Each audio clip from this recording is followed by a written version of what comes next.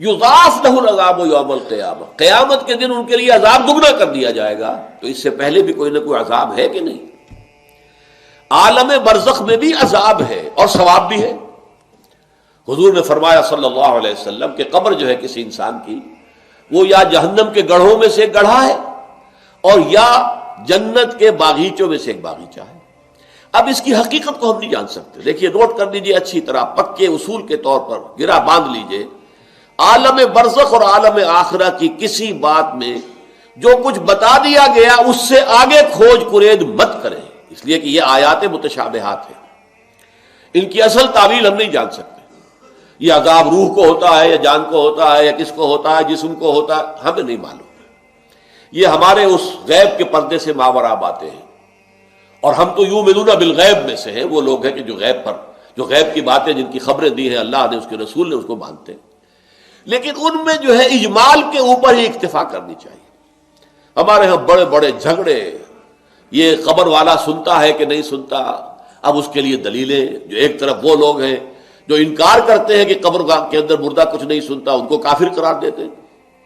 دیوبند کے مسلک کے لوگوں کے اندر بھی یہ ایک دوسرے کے لیے کفر کے فتوے موجود ہیں کہ جو نہیں مانتا سماع موتا کو وہ کافر ہے، دوسرے کہتے ہیں جو مانتا ہے سماع موتا کو وہ کافر ہے، مردہ کچھ نہیں سنتا۔ اب احادیث میں آتا ہے، احادیث میں تو یہ آتا ہے کہ جب دفن کر کے جاتے ہیں لوگ مردے کو، تو وہ مردہ ان کے قدموں کی چاپ سنتا ہے کہ وہ جا رہے ہیں واپس۔ اسی طریقے سے بہت سی احادیث موجود ہیں۔ حضور کا تو خاص کشف کہ آپ نے دیکھا کہ مردوں کو اس وقت عذاب ہو رہا ہے، یا کہ مردوں کا معاملہ یہ ہو رہا ہے۔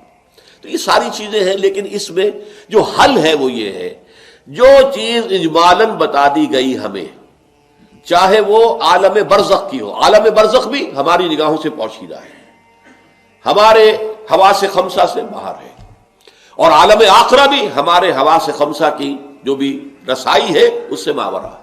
اس میں بس جو بات آ جائے وہ مانیے، اس کی تفصیل میں ہرگز نہ جائے۔ تو معلوم ہوا کہ جب حضور نے فرمایا کہ جنت جو ہے، جو قبر جو ہے، وہ یا تو جنت کے باغیچوں میں سے ایک باغیچہ ہے یا دوزخ کے گڑھوں میں سے گڑھا ہے۔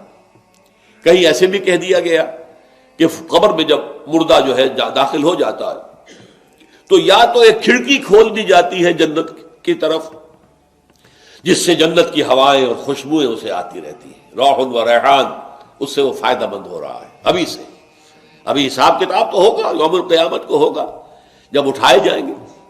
اور یا پھر جہنم کی ایک کھڑکی کھول دی جاتی ہے، اس سے وہ لپٹ، اس سے گرمی، یہ وہاں سے جھونکے آتے ہیں۔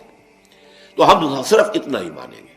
اب یہ روح کو ہے یا جسم کو ہے یا عالم برزخ میں قبر پر ہے یا کہیں اور کہیں عالم ارواح کے اندر، واللہ عالم، یہ ساری باتیں تو تبھی کھلیں گی جب ہم وہاں جائیں گے، تب حقیقت منکشف ہوگی۔ اس سے پہلے یؤمنون بالغیب ھدی للمتقین الذین یؤمنون بالغیب ویقیمون الصلاۃ ومما رزقناہم ينفقون۔